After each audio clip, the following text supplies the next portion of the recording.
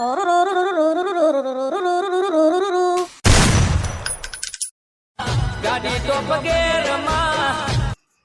આવો ભાઈ. અરે ભાઈ, મારી પાસે 10 ને 10 નોટ છે અને મારે 100 ની નોટ જોઈએ છે, તો તું આ લઈને મને 100 ની નોટ આપને. હાલ આવો આપો.